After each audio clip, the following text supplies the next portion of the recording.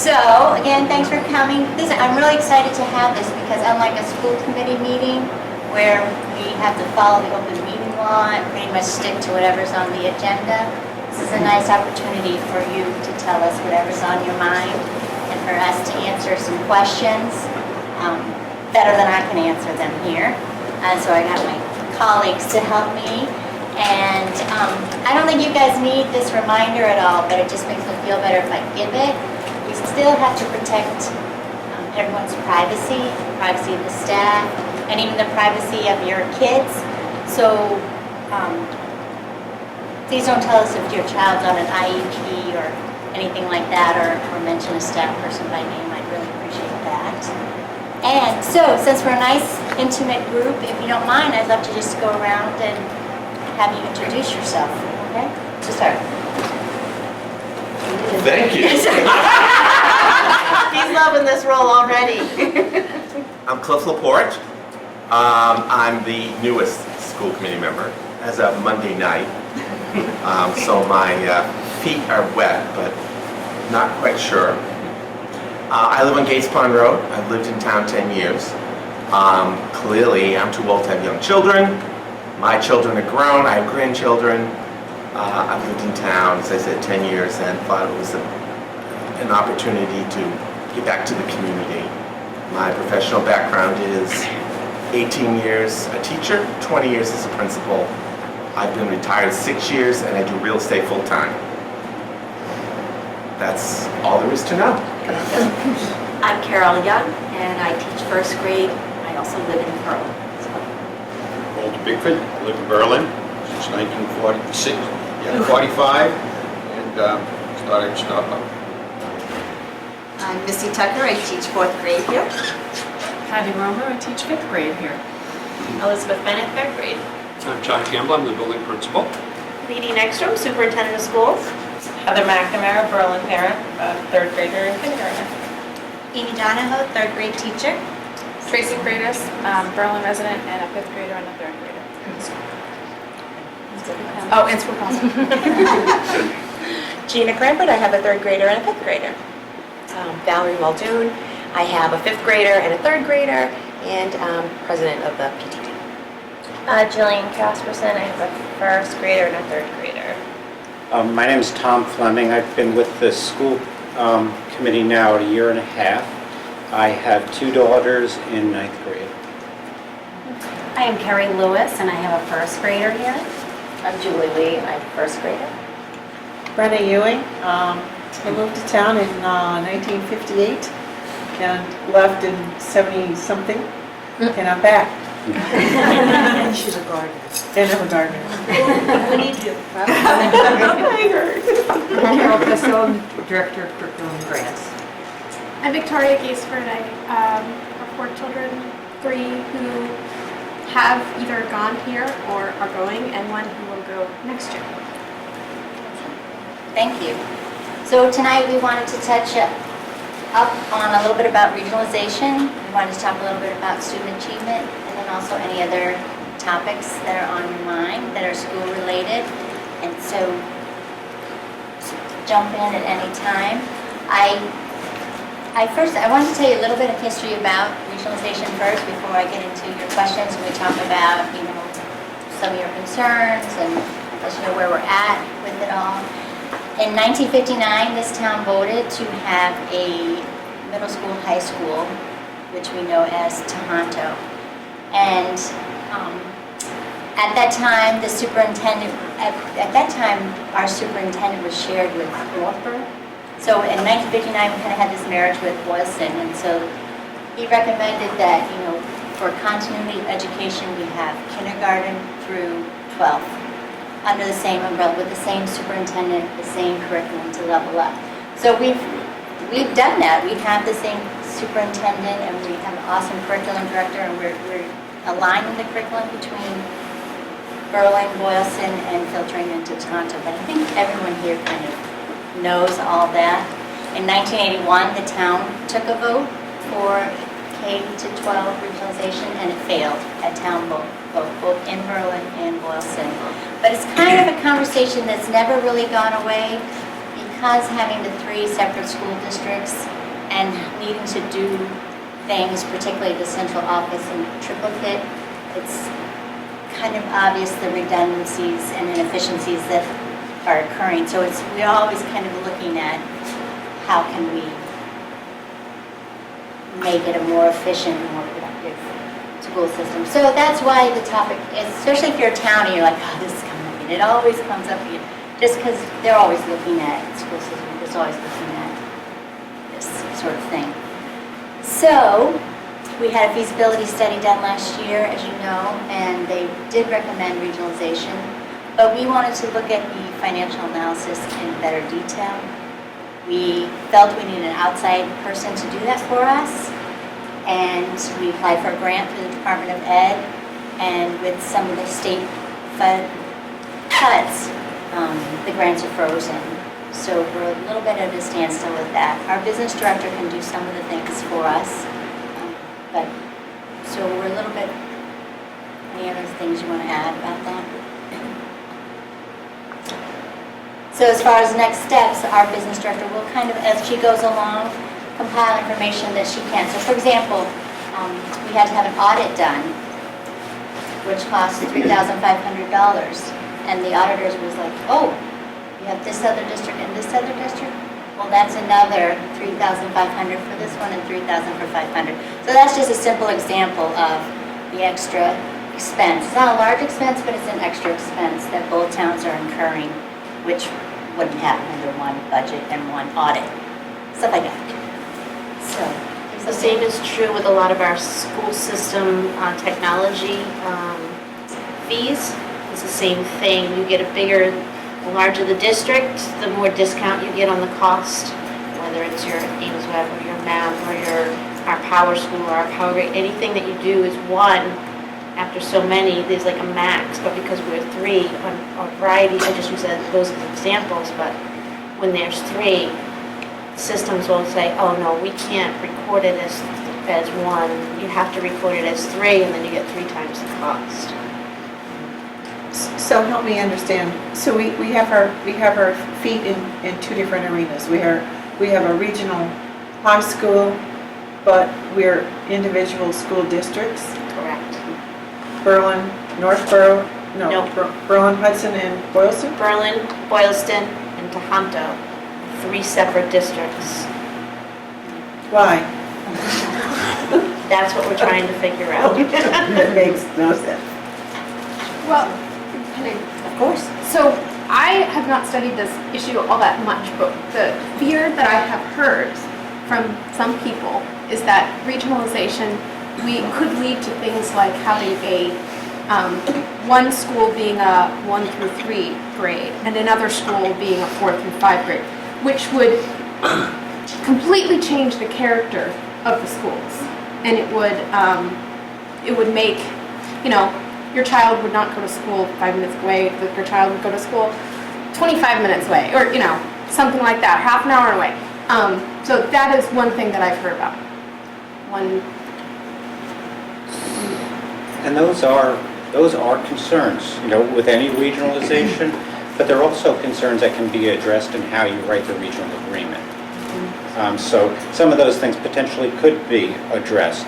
And I do recommend, if you haven't had a chance to take a look at that feasibility study, to look at that, because it talks about some of those things. There's positives to regionalizations, but there's also things to be concerned about with it, right? So I guess I would agree with you. On the surface, you'd say, why not regionalize, right?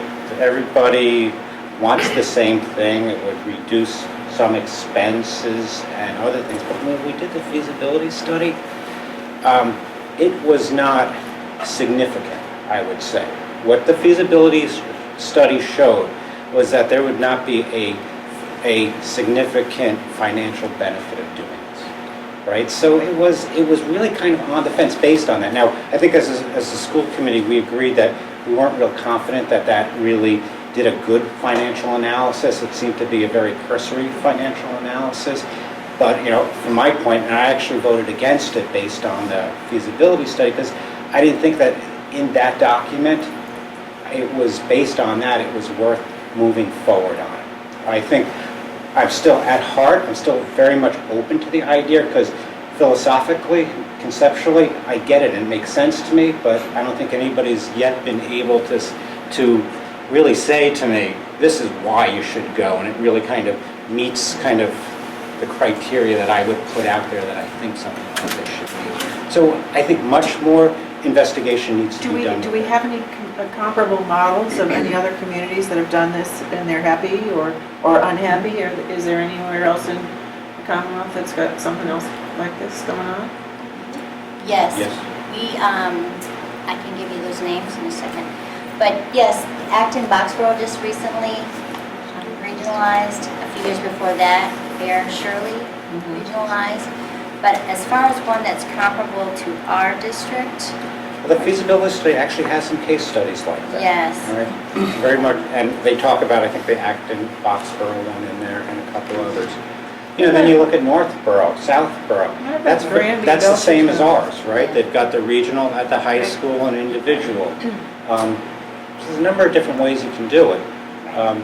Then there's other things you can do to drive some benefit, and things that this administration has been doing by doing some consolidating of all the different meetings that has to go on, having a curriculum director and looking for common curriculum. There's other things we can do related to intermunicipal agreements, so we can share teachers and resources across. So there are things we can do Instead. short of doing it. Or maybe it's a way of stepping into it, because, you know, there are a number of things that need to be considered with this, and sometimes you may want to test the waters and get as much benefit out of it through some other mechanisms. Different ways to look at it, right?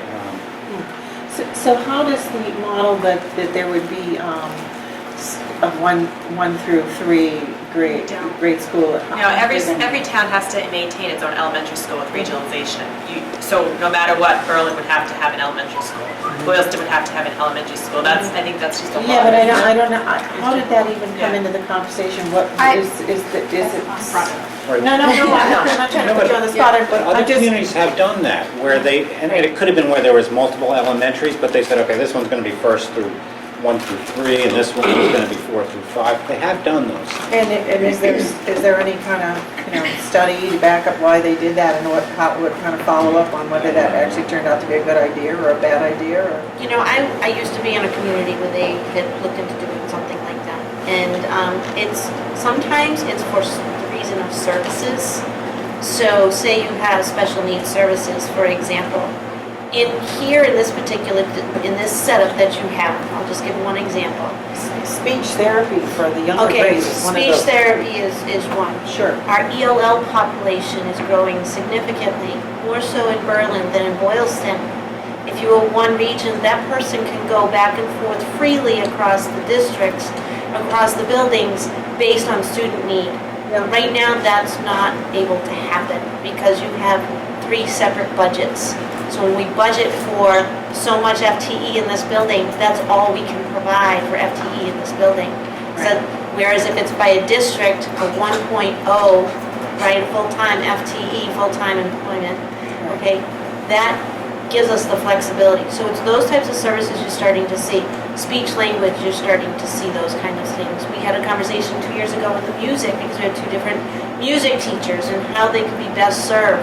We had to look at their certifications and strengths and weaknesses to try to figure that out. So those types of things are what's getting more complex when you're starting to look at those specialty type of services. Or if you have a child, for example, that's in your community that has a real significant disability, and we can service that child in Boylston because we might have somebody with specialized certification area in that building, you are now paying an out-of-district tuition to go to Boylston, whatever the cost is. Whereas if you're in one district, that can be, a specialized program can be in one school. So it's those types of things, and that's happened here in the past, just recently, so. I know one of the things I was concerned about was, and I don't know if it was ever determined, about equal representation on a school committee if you did regionalize. I know when I was in school, I think we almost regionalized with West Boylston. I think it came down to the school committee seats, and that there wouldn't be equal representation. And I think that's really important to people in Berlin to know that they'll have equal representation on the school committee. If that's so, and I'm not sure how that works on the Tohoto level, that we do have equal representation. Let me ask that question, because that was one question I had for everybody, and that is there's what to do about the school committee. So there's 5 different ways that you can run a regional school committee. One way is the way we're currently doing it, which is appointing from a board to the regional school committee. So the school committee, your local school committee, we appoint up to the region. So my question is, what's your comfort level? And I'm going to explain the other 4 ways that it can be done, and then you just let me know your preference. The first way is you can elect committee members by voters in member communities, with each community representing a proportion according to population. So for example, we have about a 60, Boylston is about 60%, or Berlin 40%, so we'll say that. So Boylston voters in town, their own town, would vote for 3 school committee people. Berlin voters in our own town would vote for 2. That's how that first one works. The second way is elect members in district-wide elections to be held at the biennial state elections. So in other words, both Berlin and Boylston residents would vote for 6, let's use the 6 school committee members from either town. It's got 6 of them, but we're both voting in both for anybody, okay? And all, say, 6 candidates were running. That's not usually the case because we rotate, but let's say that. Then they vote for whichever 6. Third way is you elect members with residency requirements in district-wide elections to be held at the state elections. So both Berlin and Boylston town residents would vote for the same slate in each town, but you need to pick 3 from Berlin and 3 from Boylston. Those 3 that got the highest votes in each town with their residency requirements would move on to the regional. Does that make sense? Okay. The 4th one is weighted votes. So weigh the votes of the committee members according to the population they represent. So in other words, Boylston would vote for 3 regional school committee members. Berlin would vote for 3 regional school committee members. But those 3 regional school committee members from Berlin would all get 2/3 of vote. So, and then the 5th one was appointment by a board. So if we didn't have our individual school members, I guess they'd get appointed by the select member or something. So those are the, what do you think about that? Is that too complex? I'd tell you the most ideal, I think, is it okay to say my opinion first? I think it's the, let me sway your opinion. It's the residency requirement? 2 and 3? No, the 3 and 3, but voting in both towns. So Berlin is going to vote for a Berlin, can vote for a Berlin person, and the Berlin person with the most votes goes up, and Boylston can vote for a Boylston person as well, and the Boylston person with the most votes is elected. So there's a person each year elected from Berlin and Boylston, but we're both voting each town. So you still have 3 Boylston residents and 3 Berlin residents on the board, like you have now at the regional. Right. So the difference is that now we're voting for a Boylston person as well. That makes sense? Is that the one with the weighted option? No. So then in that scenario, you each Berlin person would get one vote. So that's really the only option that would give Berlin as a community equal voting rights at the committee. Right. It seems like the 4th one would be an endless source of controversy and discord. Like people would just be constantly frustrated, sure that was the reason why what was supposed to be going on their way wasn't happening. It just looks like it would, even if it had nothing to do with it, it would still be the flag that was waved. Now, ours only counts for 3/4, of course, that's why. No, it's just an irritant. It's very difficult when you're in a region where you have, I was in a region where we had 9 school committee members, and 6 were from one town, and 3 were from another. And that's the way the regional agreement was. And it was a very difficult way of trying to get things, to have conversations, to understand. Sure. It became more of a power struggle between the towns. Sure. Who had more power. So I think Angela's recommendation too makes sense because you're all equal. You're coming to a partnership, and you never know. You have so much building opportunity happening here in Berlin. You could end up 50-50, so, who knows? And looking at other communities, it seems like if they had a 40-60 split or closer to 50-50, they seem to have equal numbers from each of the member towns. And the ones with the larger population difference, like 80-20, 70-30, tended to be more 2 and 8 or 3 and 7, however it worked out. 'Cause there's various numbers of members on a school committee depending on your town. Other thoughts or other? Just, yes. just to also add to that too. What was the issue too about the money? Was it Chapter 7? I forgot what it was. The money that somehow we get more money as a town than Boylston does, but if we regionalize with them on an elementary level, then suddenly what we have becomes theirs as well. Right. What kind of impact? I guess I don't know much about that. What kind of impact does that? Well, statewide, they're trying to everyone reach a target share of 17%. And right now, just some background information, there's a foundation budget committee they're doing public hearings right now, and they're in process of public hearing. So they're trying to, is this a fair system? How they set it up? It's based on your, I feel like I'm talking too much. It's based on your town, affluence of your town, property values, and other factors that can get over my head and confusing. So they're trying to make it a more fair system. For example, Boylston really feels cheated with their Chapter 70 funding. Berlin's doing pretty good. Tohonto's doing okay. So yes, if we regionalize right now the way it's set up, the other 2 districts, Berlin, Boylston, the region and Boylston, would gain a little bit in Chapter 70 funding, and Berlin would go down a little bit because it becomes one Chapter 70 fund. So, yes, Just since I want to clarify that a little bit. So this kind of funding is kind of meant to even out school funding because of differences in socioeconomics. Is that what you mean? yes. And so because Berlin might be a little bit lower, they currently get more?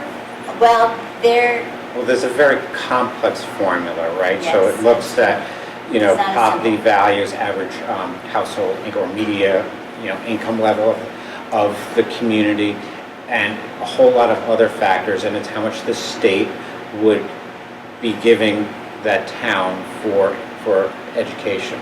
Right now, I think at this stage, what Angela's saying is Berlin's getting a favorable, right? It's perceived as more favorable, and Boylston is perceived as being less favorable. I think regionalization would speed along the equalization of that, but what we're also seeing is that that's going to happen anyway, based on where the state is moving and how they're looking to change that formula. The expectation is, and we're seeing it even in the money we get, Berlin's getting less and Boylston's getting a little bit better. So they're going to come together ultimately anyway. You're not that far off. If you looked at it 10 years ago versus now, it's not as significant Yeah. as what it sounds. And it is getting closer and closer. It's also, there's like 7 different criteria that they look at, and one of the other pieces too is the growth as well as your median average. And you have a lot of growth going on here as well. So that growth is helping to support you. So because you're getting the growth to help support, you're going to get less anyway. So it evens out. And by growth, you mean housing development? Housing development, your commercial properties, all of that. At the end of the day, I don't think it really will sway or should sway the decision on regionalization. I think regionalization should stand on other principles than that. Who would decide if we did do that, like which one of those 4 options of voting would happen? This would be spelled out in the regional agreement. So that both towns have to, like, I'm just, like, does West Boylston support in 3, like a equal? Boylston, you mean? Yeah. Because there's a I'm West sorry. Boylston and there's a Yeah, Boylston. Boylston. Yeah. Do they support like a 3 and 3 as well? I mean, is anybody, We haven't gotten that far. we haven't done that far. Yeah. But so far, it seems like that seems to be the natural one. I don't know if Because I they have don't- like many I don't- more I don't think we would go for it people, any other or way. if they No, feel like we're they would be a entitled to 40-60 it. split at the No. most and coming a little bit more, Yeah. same population size, so. I find them pretty easy to work with. So Berlin is growing a little faster than Boylston, so we're coming up to even? Is that where, yeah. I don't know about even, but we are growing, right? There's less of a gap Yes. than what there was like 10 years ago. I think we have more opportunity right now to grow, where I think Boylston's kind of running out. Yeah. That's good. Yeah. They have a couple of big developments that they've approved, but nothing's gone forward with any of those. Right. I'm waiting for it to happen, but it hasn't happened yet. So.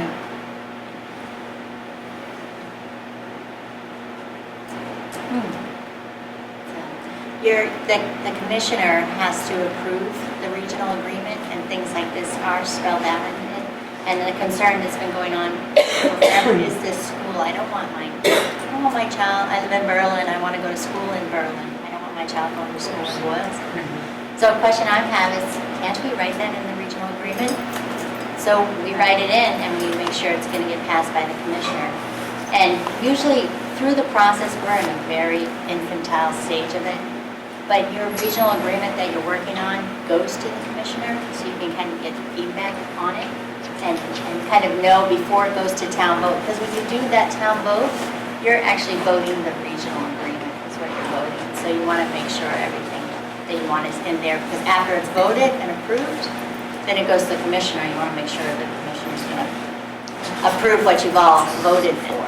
And as a matter of fact, you just had a new amendment to your regional agreement as well when you converted the 6th grade up into the region, right? So we just had to send all of that to the commissioner. We couldn't just send that part. We actually had to send the entire regional agreement because in fact it is a new agreement. And so that's all been approved, so it's all up to date with the new Mass General laws and everything. So this would just be a continuation of what you already have. And if you wanted to add any of those amendments, you actually end up with a committee. So the committee, typically, if you decide to do something like this, typically the committee includes residents from both towns as well as your stakeholders of your select board, your FinCom, and school committee, and then they have an attorney that all sit and go over all those agreements together. And then it gets brought forward to the town. And anytime there's a change to the agreement, it is brought forward to the town. And we had a housekeeping change with how we billed back to the towns. And we're actually need to be in alignment, change our agreement to be in alignment with the fiscal year instead of the calendar year. So that was a November special town meeting. So it's kind of one of those things, I know people are concerned, but things don't change unless the regional agreement gets changed, and the regional agreement doesn't get changed unless both towns vote to have it changed. Does anyone else have any other comments or thoughts on this topic? I just wondered, I've always thought that this was a good idea since I first heard of it, and I can't remember when that was. But I'm wondering if there are any glaring negatives. Is there anything that's real and not just like fear of change that actually would make this not a good idea? Is there anything any real issue that Well, I think there's 2 levels to it, or many more. I think that there's the level of the school, as far as I think that when we talk about regionalizing the schools and we talk about how that would work and everything, that sounds great. I think that sounds like a great idea, but there does seem to be other issues at hand with how that would affect Berlin as taxpayers, how that would affect other people employed by the town. It would change certain contracts and make things, if I understand correctly, like the health insurance pool, if we pull our teachers out and put them in another agreement, then that makes the town pool smaller, which means that they have to pay more. There's other issues, I think. They're worried about it. They're worried about that. It's like some of this, I'm not even sure if it's true or not, so if you know, please. There's a whole bunch of things. I think there was some questionable talk about if they get together, whose contract prevails? What does that affect? Retiree benefits? Does that affect salaries and things like that? So overall, as a parent, I think that the benefits are great, but as a resident, I'm not sure if that's all been explored and outlined. It's really just a lot of hearsay So and it's talk really, at this point. there isn't any real concrete necessarily reason that it's not a good idea, but everybody wants to have it ironed out and audited ahead of time. I think so. Right. So in regards to the teacher's contract, for example, that Valerie just spoke about, and the salaries and the benefits and so forth, that's all becomes part of the school committee and teacher association's agreement. And that becomes part of their negotiation, and things don't just change right away. Sometimes it's a 3-year, sometimes it's a 4-year. Contracts can go as many as 5 years. And so it all depends on how they negotiate that. So that becomes their negotiated right. What's interesting as well at the elementary schools is they're both MTA, Massachusetts Teachers Association, and Tohoto teachers are members of AFT, American Federation. So they would have to bring all the teachers together and have a vote of which membership that they want. So the Tohoto teachers say, well, we really like AFT, we don't want to be MTA. And you have the elementary teachers saying, we really like MTA and don't want to go with AFT, but they would need to do their own investigation. That's between them. What they would want to do as teachers, which organization. But you can't have a member of both. You're one at that point, so you have to have one membership. Right. No No conflict of interest. So they have to, that's something that they would have to figure out. But in regards to like the retirement insurance and so forth, there's a regional agreement. That's already part of the regional agreement. So that would get absorbed into their regional agreement. But in regards to salary or things like that, there are many districts, and I'm not sure with a couple of the newer ones what they've done, but there are districts where the pay scale ends up evening out at the end of the contractual agreement, however they figure that out. That's one of the things that makes it seem so hard to do, is that kind of coming together and negotiating one contract for the 3 separate schools. But the bright side of that is once it's done and once you make it through that negotiation, once you make it through your transition year and years, then you've streamlined it where school committee members negotiate 2 contracts, the superintendent negotiates 3, we're negotiating 1. Right. So it's one of those things that makes it easier in the long run, but very hard to do in the immediate. And then doesn't that free up people to do the job that they were actually hired for instead of doing this other administrative function 3 times? Well, that's part of it, and that's part of the feasibility study said that the central office, like the superintendent spends 30% of her time just negotiating and doing these other duties that she needs to do rather than focus on instructional leadership. So, and we suffer with that. We suffer with superintendent turnover. We suffer with business director turnover. And it's tricky. But So when I think of the regionalization, when we were asked to vote on it, like I look at it of what are we trying to achieve, right? We know what we have today, and we know there's some inefficiencies to it, and there's some benefits to it, but then what are we trying to achieve through regionalization? I've been trying to use 3 criteria. I know there's a lot, and everybody has their own criteria, but 3 main ones I've been thinking about is financially, right? Are we better off, or is this going to cost us more as a town, as taxpayers? Second, is it going to improve achievement, student achievement, right? Are we going to get better education out of this and better. And third, is it going to change the nurturing environment that we have here? I think that's one of the wonderful things about this elementary in Berlin, is that it's a very nurturing type of environment. And I try to use those criteria to see if I think it's the right thing. And I just ask, we all have probably different things that we kind of weigh as what's important and how, when thinking about this and how this regionalization weighs against it. So I look at it, the financial side, it was not substantial. It was actually very risky and minor, right? The achievement side, the study actually said don't expect your student achievement to increase, right? And there was a couple of studies in that regionalization. And I don't think it would impact the environment, the nurturing environment, the good teachers we have, the administration. We have, if anything, I think it may actually make it better because I think they could spend more time with our kids. It's that first one, that finance one, that still don't think they've worked out, right? And I think we still need much more understanding of what that really means. Will we ever be able to get that information?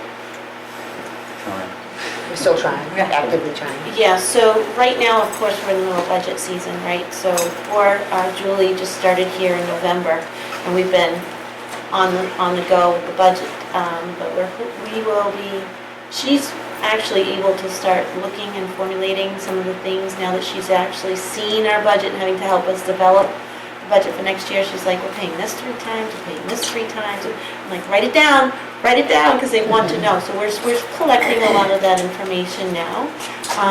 And, we can do a lot of the internal component that way and help have a little bit more of a stronger financial aspect. What happened with CMRPC, what happened is that this was the first school system. They've done many audits and they've done a lot of assessments, feasibility studies, but they never really did one with the school system. So once they started to peel away the layers of the onion and they started to see that there's a lot more to these calculations than what they really knew, the financial aspect wasn't as strong as what we had hoped to see. And they didn't know they couldn't give us that because they didn't know what they didn't know. So we're starting with Julie first internally to see some of our internal components because we did not get the grant to have it more fiscally assessed. And so once we get that information, we're going to bring that to the school committee as well. And hopefully we can find other sources of funding. What did we figure, 25,000? We said it would cost to do a full financial assessment? That was it. Financial assessment, not the writing or anything. It was broken up in different parts. The financial portion of actually having somebody come in was actually about $25,000. So we don't have that right now to be able to do that. So we're trying to do what we do have. Hopefully some of this funding will free up so we can then say, okay, this is what we were able to do in the meantime. So we're working on it.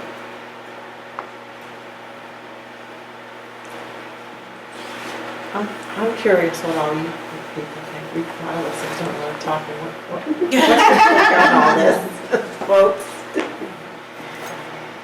The only concern, I think sometimes as a teacher, if you regionalize, then you could be moved from one school to another. I think that was my kind of concern, but then I look, and then I think of like benefit-wise, like why would that necessarily be fun and cool? Oh, I'm not saying, but it's just, it's a different, it wouldn't bother me, it's a closer commute. I mean, it's but I think it's it's a different environment too, so that, or I think retirement benefits. I think right now, if I were to retire from Berlin, health insurance, I don't get that. So, but if it was regionalized, I would get that. So that's a positive because I Would you think get it, or would you have to negotiate? Because They have part of their regional agreement of how they would have the because staff. Boylston gets it right now, but we don't. Boylston and the region both do, but Berlin teachers do And you not. can't offer a benefit to part of a Group and not group group. and not the Yeah. other. So you have level the playing field kind of. Yeah. And then is it true that you would have to change the salaries in Boylston to kind of level off with Berlin? So I don't that's know if how that's they a would, rumor that's how or- they would negotiate their contract, because then it would become a whole new regional contract. So they would have to negotiate how that scale would end up. So first they have to decide which organization they're gonna go with, and then that organization negotiates the contract. Correct. And, but one other piece is that Berlin teachers are higher on the pay scale than the other two districts. But if you regionalize, Mass General Law states in a new regionalization, teachers can never get paid less That's what I was than what they gonna were paid the previous before. year. Previously. So we did, for example, we've had some teachers that were here, and we did the 6th grade transition, and some teachers went up there from Boylston and from Berlin, and they couldn't get paid less than what they got paid in their buildings at the elementary school. But do you know if they're negotiating a contract though, then wouldn't all the other teachers want sort of to have that same salary range? Right. So that's where the meeting in the middle comes, because you've got two groups that have the Two retirement different benefits. health benefit and one group that has a higher salary. And they play off each other. And that is one of the rationales for Berlin's higher salary scales. They don't get retiree health. So it's that meeting in the middle, and the feasibility study did it all over the course of 1 year. All the teachers are going to go immediately to Berlin's salary scale. That was one of the reasons why the cost was less than we would have liked to see. But that sort of transition does take a few years, but eventually you're meeting to where it's all at a fair pay. And fair Some districts have a huge discrepancy, not so much Berlin, Boylston, and Tohoto. They have somewhat, but other districts that have decided to become one region have a huge scale, so they might have had to do it over a 3-year period. You could do it over 1, you could do it over 2. It depends on how, or 3-year. It just depends on how they negotiate with the teachers. But the higher, whatever town has the higher level would just stay the same, and then you would slowly bump up to meet. You can't, Not necessarily. you just said you can't lower. You can't lower it, but it doesn't mean that they would stay the same. Oh, It could okay. be their increase could be maybe a smaller percentage. And then bigger steps over here, and Right. eventually you. Right. And would that just be for teachers that are already here? And then if there were new hirees, that would be a new scale, or would that be It would be scale? part of the regional scale. Because they'd be hired through the region.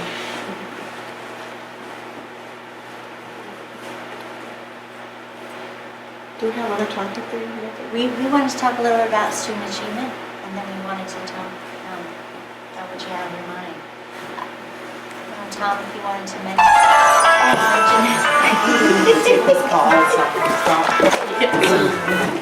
Hello. Hi. Just, I can start with I know you're all the administration and Angela are very close to this topic, but student achievement is one of our key goals as a student, as a school committee, but it's also the goals of every teacher here and the administration. So it's something that as a school committee, we want to be doing whatever is possible to help the administration and the teachers help our students achieve, right? Because I think what we have seen and we've heard from the community is they would like to see improvement there, right?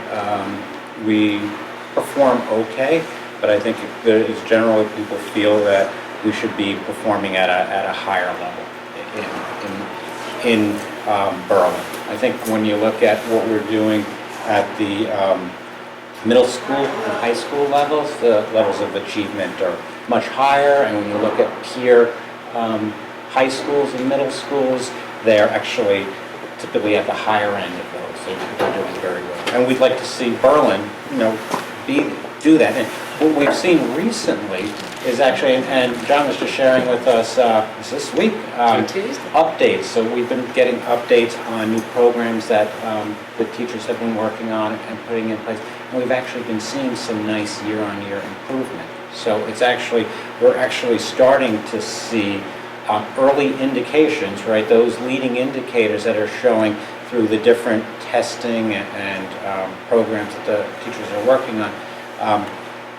achievement improving. I think what we'll probably, like I say, it's a leading indicator. I think when it comes time for MCAS, the expectation is these indicators are showing that it's going in the right direction, and we'd like to see year-on-year improvement in those type of testings. There's a number of different things the school committee is doing to try to help support things. It's everything from the attendance policy, and last year, and talking with John and others, they say one of the challenges we have is kids aren't there, we can't be teaching them, right? And so we put a little bit more stricter policy, and that's where we can affect it through policies and helping in that area. Things you wanted to add? The only other thing I wanted to add, the school committee was enrolled. We did our negotiations a year or so ago, which was really hard, but we used to have 5.5 days here, and we didn't really feel that they were helping the student achievement. So in exchange for that, the teachers have 3 guaranteed prep periods a week at least, and I think if they have all their specials, it might be 5. So, but it's guaranteed 3, and they didn't have that guarantee before, so they have it now. So we wanted to make that change, and we did that. Some of the other things that are happening lately are the PLCs. You want to explain what those are? What about professional learning communities? Sure, I can, Carol can, teachers can, anybody can actually. You actually had PLCs informally, I think, previously, and then it kind of went away for a little bit. And they brought them back in. It's a professional learning community where teachers are able to meet once a week, and they meet in multi-grade levels. So you might have a pre-KK, you might have pre-KK1. It depends, most of the pre-KK1. Pre-KK 1, 2, and then 3, 4, 5. Why don't you explain some of the stuff that you do in those? I can talk about it, but I'll let you guys. Elizabeth? You've been dying for this. Now, we meet once a week on a Friday morning for about 30 minutes just to discuss. This year it's pretty much been wonders. The reading, the literacy, how can we make it better? How can we improve student learning and PARC too? How is that going to affect the students, and how can we prepare them for that? So I think that's been the bulk of our discussions on Friday mornings. It's really a good opportunity for us to kind of share our experiences and expertise. Hattie's been really good at learning a lot of the online stuff that comes with the new reading program. So, she'll sit down and say, okay, this is how you do it. And then if one of us is saying, oh, well, I tried this assessment and it worked really well, then it's really an opportunity to share, our own strengths with each other, and hopefully, kind of even out that all kids are getting the same, information. And we're trying to, really comes right down to, how are we all scoring things? How are we going to score those open responses? It's great, oh, the computer scores the multiple choice for you, but you still have to go in and do all of their short answers. So we look at each other's and we say, oh, this is what I did, this is how I used it, this is what I considered, the 2-pointer or whatever, to try to keep it consistent across the grades. It's nice just having a program that's going across the grades with all the same language, same vocabulary. So. This is the second year you've actually been consistent with the POC. Yes. This is an area of kind of particular concern for me, and I'm going to come at it from a different angle. So when we talk about student achievement, I would love for this community and the school and the district to think about student achievement in the long term and not in the short term.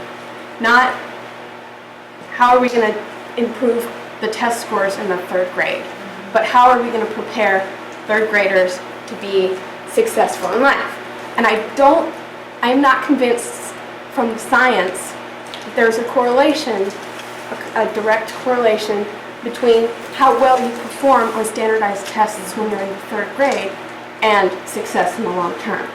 So an example of where it, a kind of traditional approach to education is not necessarily correlated to long-term success is, for example, the more academically focused and the more time you spend on academics in lower grades, the more homework you have, stuff like that, does not, in the long term, studies show, correlate with higher success in high school. In fact, the more time children have to play in lower ages, the play and explore and interact and focus on kind of other strengths like social interaction, the better they do in the long term. In fact, kids who are put in a kind of a less traditional lower grade curriculum, the kind that I'm referring to, will have lower test scores in 3rd, 4th grade, but will have higher test scores in high school. So people kind of who want things to improve sometimes go at it too directly. And I think that some things that if we are worried about, if we want to, raise whole children, not necessarily focusing on student achievement in lower grades is a good thing. And focusing on the whole child is a better thing. And in fact, maybe there is evidence that the lower scores in Berlin don't necessarily mean that kids do not score well when they get to middle school and high school. As you were saying, they seem to do okay. The scores seem to be higher. And maybe that's actually because, I don't know, there's something right is happening down here.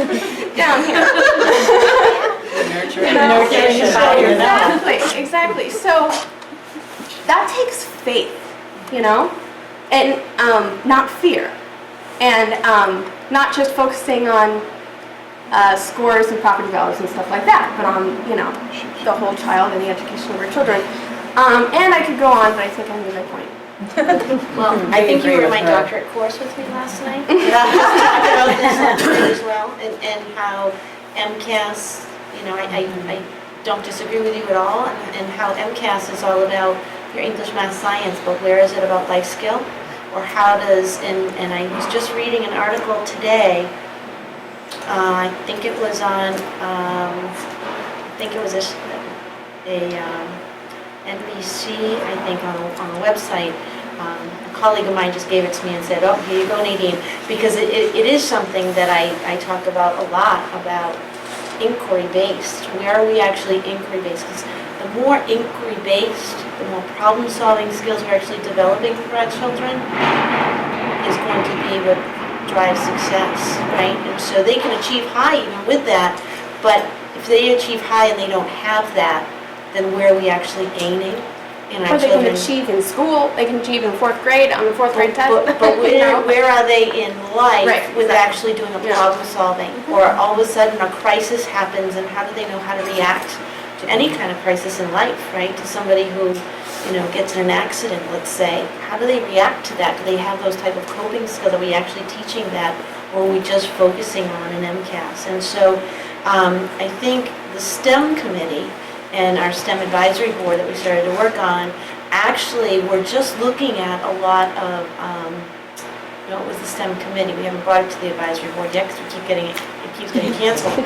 But there's a great supplementary device that we were looking at that actually helps us with our teachers in looking at inquiry-based focus skills. And how do we get that inquiry-based, and how do we get those problem-solving, which is really what you're talking about, because we have to find that balance as a whole. You can't just focus on one thing. You have to, and I do believe that with the MCAS, that's the point that it was missing, and that's why they're changing it. And the Common Core is being changed, is changed, and it's more inquiry-based and problem-solving focused, and really analyzing an application. What we've not been teaching towards application, and I don't mean we, but it's just society and education as a whole. And that's what the park is looking at, and that's why a lot of states have actually been trying to move away from the idea of potentially using park because they're afraid. They're afraid of what those scores are going to show. They're afraid of the fact that their kids really don't have those skills. And we're trying to challenge it in Massachusetts. Like, let's see what kind of skills we have, because those are important skills. I totally agree with that, and I mean, I understand that Common Core is moving more towards that, but there are other kind of concrete things besides curriculum that I am talking about, and that is things like recess, which I talk about a lot, and arts, and arts and music, and conflict resolution, and that that parents are educated in. And I'm talking about things that happen outside of school and how school and home can kind of be more integrated, feed off each other. If there's going to be parent education, in Berlin, at the preschool level, to kind of, or, focusing on the culture of video games, or, all sorts of things that are beyond curriculum that I think is relevant to this goal that you're talking about. And I don't know how much the school committee can get involved in parent education for preschoolers, but I think it's completely relevant. Wait, I just have something. I'm confused. Yeah. Isn't that what we do at home? Yeah, totally. So, okay. Yeah, but if- it's relevant, It's not like completely separate world. You know what I mean? No, I don't know if they have to Yeah. be separate, but I mean, schools, and I like the recess and all of that and the conflict resolution, but I think schools still. You know how young mothers can get isolated, where there may be. I have 4 or 6 and I'm like, You do. yeah. And you know how helpful it can be to just have another female with the similar age group of children to hand you that nugget that you didn't have in your trick bag of things to do. And if the school is nurturing those kinds of relationships in some way, then you're going to help the socialization in the classroom. I just think it puts another thing on the school. I'm not so sure that's the school's Let me focus. tell you where I'm coming from. Yeah. I come from before I moved here, my first experience in school was in an alternative school. It was a public school, alternative school, where these things were completely part of school. And so that's why I have a little bit of a different, I have a different paradigm. And school is for teaching, but What are these things? I don't know what that means. I mean, for example, conflict resolution and parent education and all those things that you said, isn't that stuff that belongs at home? And I'm saying, yes, it does belong at home, but if the world of home and school are too separate, the kids get the wrong message about life, I think. And we can be getting way up in there in the theory of it, but I'm just saying that it is that these topics, which maybe some people think are not relevant to school, I think are relevant to student achievement in the end.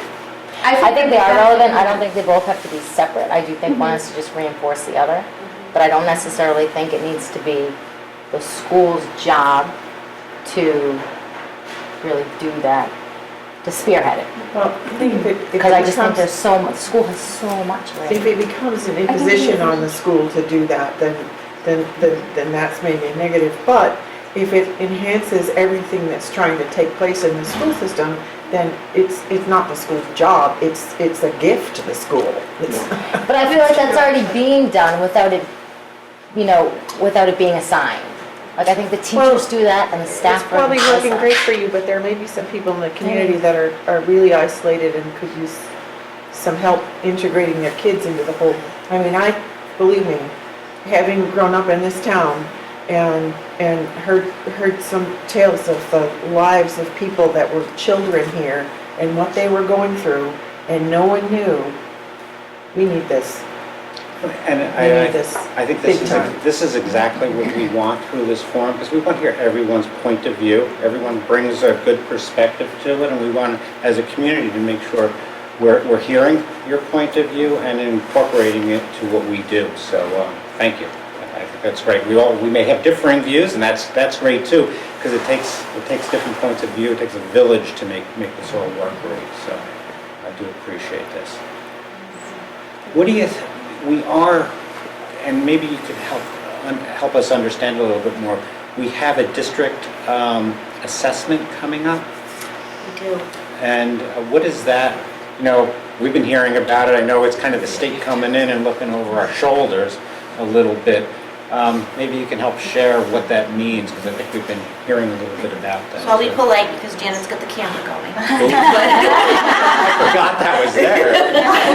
No, in all honesty, so the Department of Education, because for a couple of reasons, but one in particular, when a district has a lot of administrative turnover, when a district is not advancing on their MCAS and not showing growth after so many years, the Department of Education looks at all of this and they pick school districts to do a review, and we've been cited.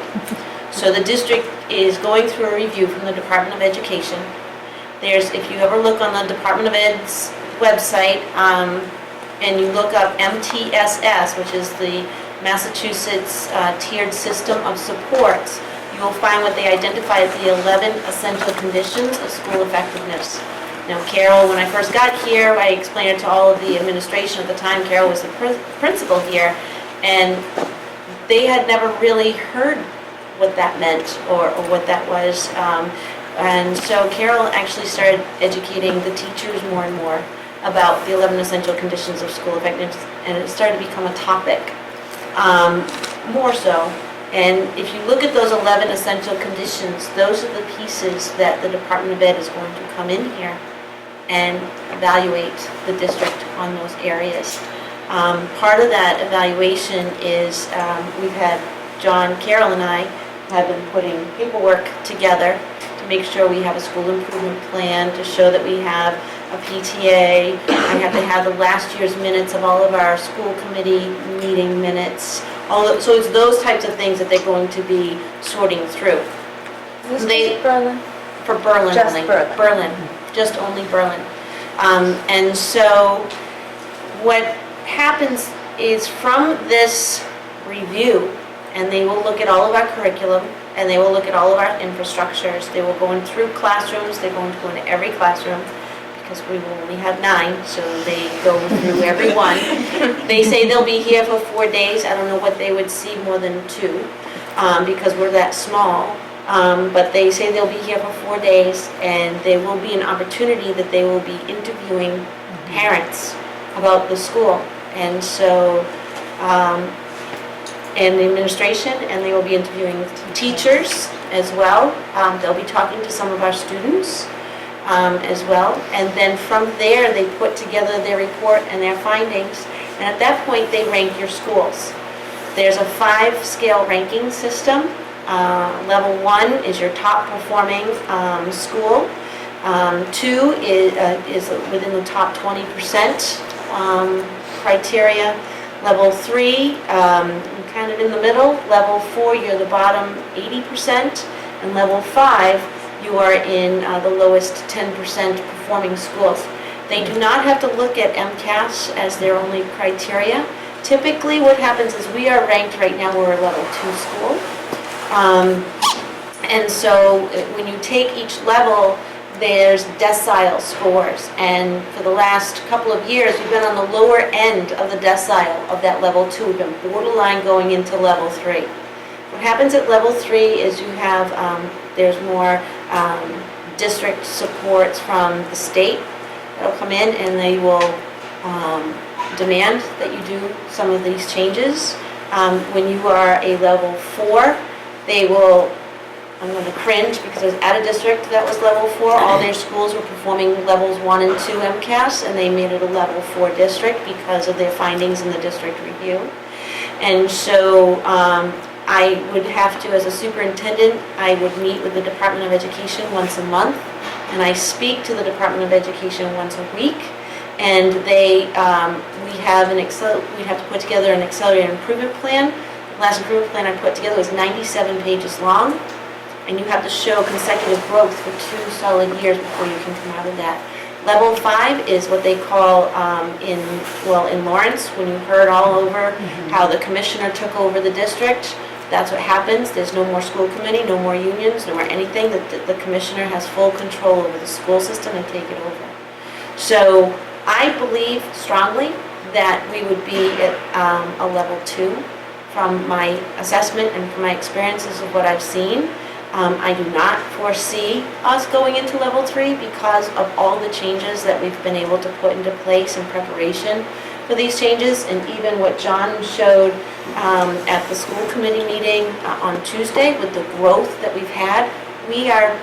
I feel we're making a turn, and I think our culture's making a turn, and so when I got it in the fall, I said to John, oy vey, here we go. You know, it's just not a fun system, but it's something that is, I tried to get an appeal to try to get them to go another year. Like, we're just starting wonders. Can we have 1 full year of implementation before you come in? And I spoke with Alan Ingram, Lisa Zeig, and Joan Connolly, who are 3 people that are in the Department of Education that are on the board for this district review. This is their job, and I know all 3 of them pretty well. So I said to John, don't worry, we'll figure this out. We'll get a delay. I'll get an appeal. And I saw them, and they brought it forward to the board, and they're standing there, and they didn't really want to tell me. And Carol was with me that day. I think it was with Joan, and she said, no, it was Lisa Zeig, and she goes, the board voted, and you needed a unanimous vote, and it was split, and it wasn't just the 3 of them, there's many people, and you're not getting the extension. So I wasn't too pleasant at the conference. I'm like, are you kidding me? You can't do this to us. So, but anyway, they have not, though, met with us. They were supposed to meet with John and I in January, and John said, what do we do about it? I said, well, I don't chase. So they can come to me, and they cannot give us just 4 weeks to give them the information. So we're hoping it delays a little bit. We don't know. They could all of a sudden look, you know, once they bury themselves out of the snow, say, oh, we need to go down there and see them. But we don't know. Right now, our dates were the last week of April is when they were coming, but they're giving, their timeline's getting shorter and shorter, so maybe this is the way the split board will kind of procrastinate the review a little bit, because we are making great progress. I'm very excited with what I'm seeing in these classrooms. I'm excited to see the interactions with the students and what they're doing and the work that they're doing, and smiles on their faces at the same time. And I'm really proud of the work that the students and the teachers and the administration have really done here in the last couple of years, but you can really see it really blossoming this year. And I want that to continue, and I don't want a district review to come in and tell us what we're not doing well. Are there areas that you, based on having been through this before, that you have kind of, there's all this growth and it sounds fabulous. Are there areas that you're concerned about that they might not see in context, or? Well, actually, a couple of things is that I think we're doing great gains. The problem with the Department of Education right now, and I'll say it loudly so the camera can get it, the problem with the Department of Education right now is that they're trying to make us do so many changes. It's like changing a flat tire going down the highway at 80 miles an hour. And so even though we've made changes and we've made progress, and to have a forum like this and just be able to have open discussion is amazing. And it's wonderful to be able to do it in a community. This is the type of community this is. And I worry that in their eyes, that they're going to say, well, yeah, but it's not good enough. Because I feel that every time we are doing something to be compliant for them, they turn around and say, yeah, but you didn't do this, rather than, oh, good job on that. So I feel we've gone from a report card state to a consequential state, and I feel that all they want to do is throw us with more consequences. And so I worry about, I see the growth, but I see it because I've been here for 3 years, and I knew what it was like 3 years ago when I took those 11 essential conditions, and I had all the administration in every building do a survey of where they felt they were on those 11 essential conditions. It wasn't on the positive fling. And now you have all of the administrators do that, and we're more positive than negative. So we're not all positive, but we're more positive than negative, and I just hope it's good enough. And that's what I worry about. Because I don't want it, you know, it all goes in the paper, and it all goes everywhere, and I don't want it, I worry about that negative perception, because that's not how we feel, and we're proud with what we have.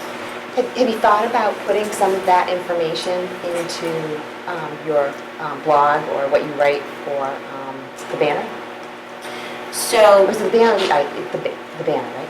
the banner and, yeah, it's supposed to go into both the banner and the item, but I Yeah, I've don't seen think it the in last the- one did. Did it go in the item? I've seen other ones in the item, I don't know the last one. Yeah, they're supposed to go into both, so I hope that they do. But some of it I do, I want to wait till we get a little bit closer, because I don't want it to go out there and then, you know, I have them like, oh, yeah, so I'm trying to not highlight us too much in those Yeah. areas. If we're gonna be interviewing parents, and you put the talking points in the air, then the parents are more likely to say those things when they get interviewed, Yeah. you know? Yeah. Well, that's what I would like to see, is highlights on the positive things that we're doing, and not so much about the test results, you know, because I Right. understand, you know, as a small school and a small community, that if a few kids have a bad test day, then that really overall affects, you know, what the score is going to Yeah. be. So I think that we have a lot of bright, wonderful students here. I think we have a lot of great teachers. So how can we get past that information of what the results are on the test and get that out there? I understand that the town wants to see that information. The town sees that information, and then that translates into funding, especially around budget time. But I would love to see more and more positive information like that come out. And that's the purpose of the banner and the item in her blogs, is to be able to, people are able to see those. And actually, I have my next Beyond the Classroom ready to go, but I need my editor to look at it for me before we go. I'm not too proud to say every time I do something that's going to go public, I go, Carol, maybe look at this for me, just to make sure that I miss something. But In the so blogs, it's ready, so that's something that Only I the can add in parents, it. the parents get, and I think that a lot of the parents and the people here know, but I think it's the other people that we want to get to. Like, maybe if you do write that in the item or the banner, it might be beneficial to grab, you know, an extra 50 copies and spread them out. Sure. You know, or think something like that. Accidentally, on purpose, leave it like in the I don't know. Friday folder. I also Berlin think that- Neighbors Connect on Facebook is how I got here. So Okay. that might be a very good place to post some of this stuff. Yeah, And those You know, a note about where to find your blog, or yeah, yeah. that's I a think the great heart idea. of this assessment is going to be about the data, right, that we have about the education stuff, and probably less about what, you know, the parents are maybe in a blog Right. type of thing. And one thing that concerns me with it too is, I think we're making good progress, right? We're seeing some real factual progress and achievement improvements. And my concern is they may come in and have a certain point of view, and we're trying to go in this direction, and they may take us in something else that is just not going to get us there as fast.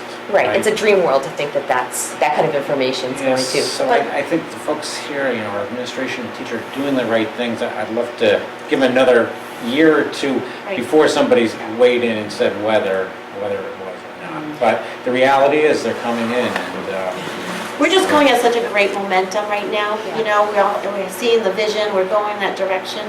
Have them come, you hate to just like Yeah. slow down the momentum that we're. But even if we have some of our, the kids that take the tests well, let's say they just go over the top, it's always going to be a situation where the numbers are so small that those few kids that struggle taking tests are always going to bring the scores down. So I feel like we're fighting a battle that we're really never going to win. see, I guess I have a different point of view on that. A small population set gives you greater variance in your scores, but it doesn't mean your scores are lower.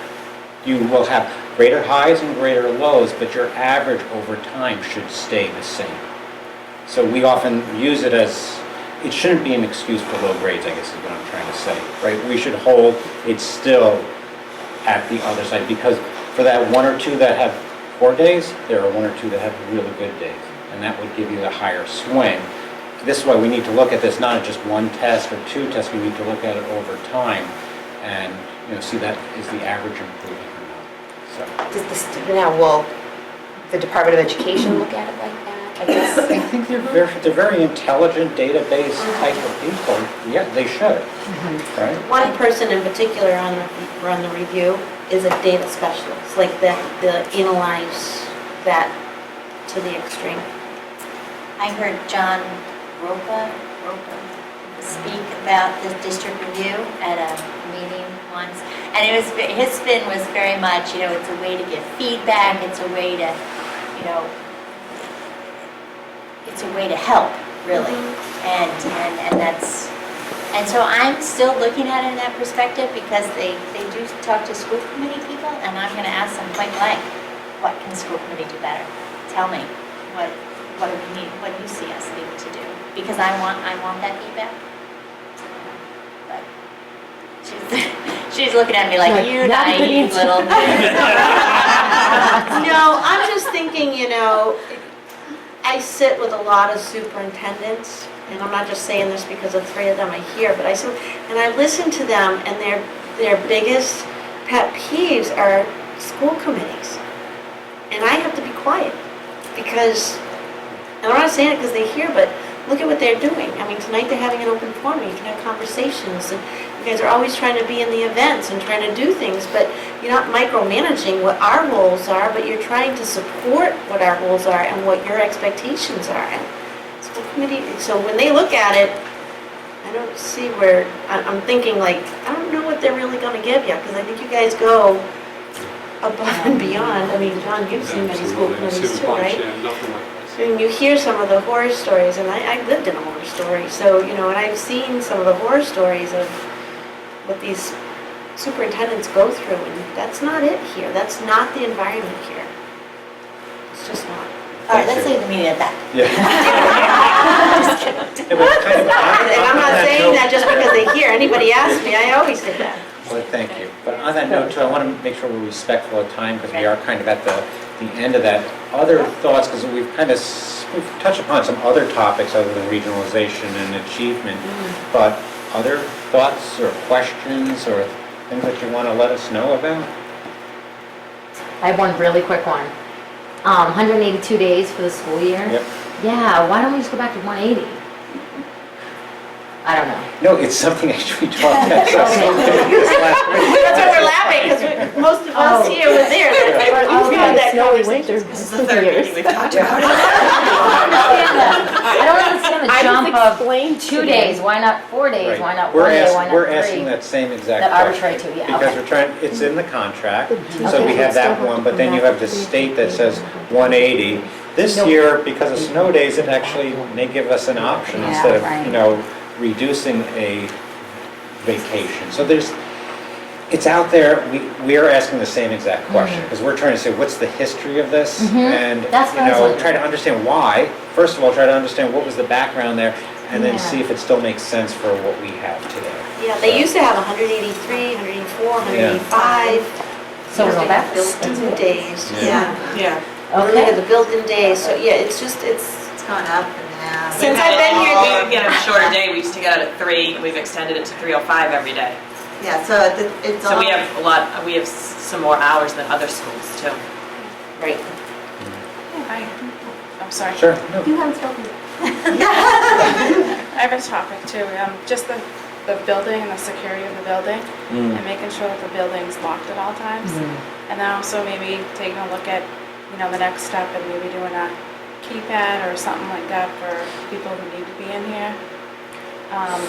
So that was in the capital improvement request, was for safety and security. And we got some quotes to have the key swipes Okay. and the locks.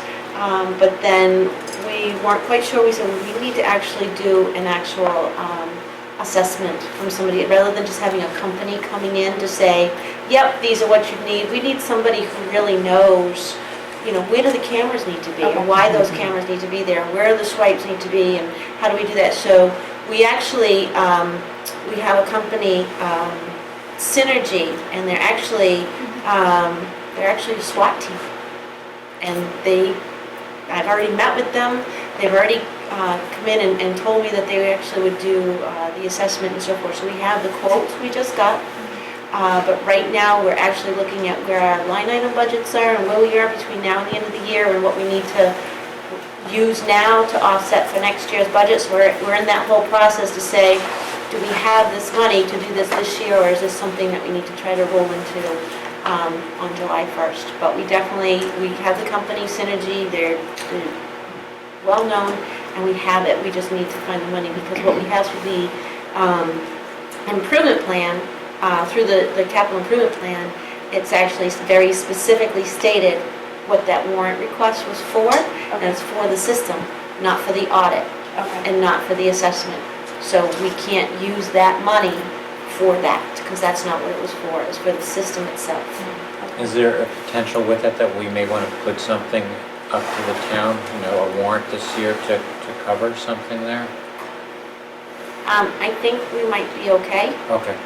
Just because we were talking, I think we need anything in by, what was it, March? Oh, no, that's December. We need our capital We needed it plan by- warrants by December.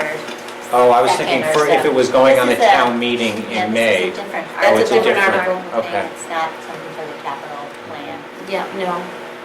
We might be okay. Okay, good. I was just talking to Julie about it today, and she said, we have to get around Boylston and Tohonto's budgets first, so I said, that's fine. And once that's in place, whatever system you call it, will the doors be locked because like at 2:30 they're unlocked and the bad people don't come from 2:30? Just because we have after school. Yeah, so it's just, Doors will be locked. Okay. Since it's budget season, this is on my mind. So I have heard from finance committee people before that there's a perception in the town that the school is expensive for what it is, and that and I'm not sure what the budget requests are, if there's what the percentage increase in the budget is. Okay, so I'm inviting school committee superintendent to look at parents as allies in getting the things that we need to, on a political level in the town, to get things we need to make the school as good as it can be. Last year, we did that at the end. At the end, the parents said, "Oh my gosh, there's there might be a reduction, or there's not going to be enough funding for the things that the superintendent is proposing, the school committee is proposing." And so it was only through some research that was discovered. So I think that we get a lot of value from our money in this small school, and I think that a lot of parents agree. And if townspeople don't agree, or the finance committee doesn't agree, I think that we can be used as voices. And so I hope that we do use us. So I haven't even looked at the budget, but as I do, Scott Hawkins, the chair of the finance committee, who's a friend of mine, has told me that before. Well, I don't see how this is going to improve the school to increase by 10%. Well, if I knew, and he feels he's representing the town, so if I knew how to argue to him, and I'm a townsperson, and my friends know as well, then we're a resource for you. I appreciate that, because Thank you. that is helpful, and it was very helpful at the end of last year. So I think this year, what my understanding of the proposal is pretty much a level funded budget, or level service budget. Basically, the services that we've had this current year are going to be continued into the new budget, and kind of the increases are those kind of natural increases to those. Right? Did I basically have Right, we have one less classroom teacher for next Right, year. and we see But that it's in the based budget on stuff. right. Yeah. So for right now, what we did is, the FinCom typically has told me, what I was been told, is that The FinCom will allow us to have a 5% budget for each budgets. If you take the overall budget and the assessment and everything else, they don't look at that as a 5%. They look at each budget separately. So this is another piece where the two towns look at it very differently. So last year, when we did the budget, we were well under 5% between the two budgets because the region, we actually went negative 0.5% on the region because we had more school choice. We were able to use more school choice money last year, which helped to offset, but the elementary budget was higher than the 5%, so they were saying no because they said they only will allow 5% budget. So for this year in Berlin, we're at a 4.9% budget increase here for the elementary school. At the high school, however, we're higher. And so I actually asked the school committee for permission to allow me to go to the select boards in both towns. So next week I'll be in Boylston's, and I believe it's the following week I'm in Berlin's. 23rd. Yeah, the 23rd I'll be in Berlin's at their select board meeting to explain the rationale to the select board directly, and we've invited FinCom of both towns to be there as well, so they can actually hear our justification of why our budgets are a little bit higher and to ask for their understanding and to agree with us on the support of the school. Now why the region, we're actually like a 6.3 or 6, we're about $100,000 off. Overall number, not Berlin number, but Berlin would probably be about 40,000 of that, maybe, give or take, because they're about a 60-40 split. So this is just rough numbers now. The reason why is up in Tohoto, we have students that are staying with us, which is great, but we also have needs for our classes to have 2 more teachers. We currently have 4 English teachers and 4 math teachers. We only have, at the high school level, we only have 3 science teachers, and we only have 2 social studies teachers. So we really need another social studies teacher, and we need another science teacher. And there's a lot of new programming that the high school has really been working on and listening to what the students' interests are with some of those courses that they would like to see. And they're trying to develop some of those courses in order to do that and not have 40 kids in the class or 35 kids in the class. That's what we need to do. So I am not prepared to go forward with a budget with 2 less teachers than what my proposal is.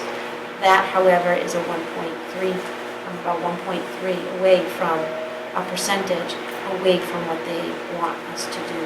Now, you are not as far off as I am in Boylston, and it's really urgent that I'm in Boylston. But what they look at is they only gave me a 2.5% allowance for a budget increase. And however, that's based on their assessment, not the budget itself. So for them, I take the Boylston budget, and I take the Tohoto budget, and then I have to take the Assabet Valley budget because they're not members of Assabet Valley Tech School. So then I have to take that proposal, and I take the transportation of Assabet, and I put that all together, and then I see what the overall, and I think we figured it out at just under 4%, roughly. But so I'm about 1.5% away from them. So I'm asking them for forgiveness on that as well. So I always welcome anybody to come to any of the select board meetings or FinCom meetings and just hear that I am trying to advocate this. This is very early that we know this at this point. We didn't know this until the very end last year, and that's really what happened. And this year we did a budget task force that unfortunately was snowed out, but we have an upcoming meeting coming up as well. And we met in October, and we went through a lot of these things.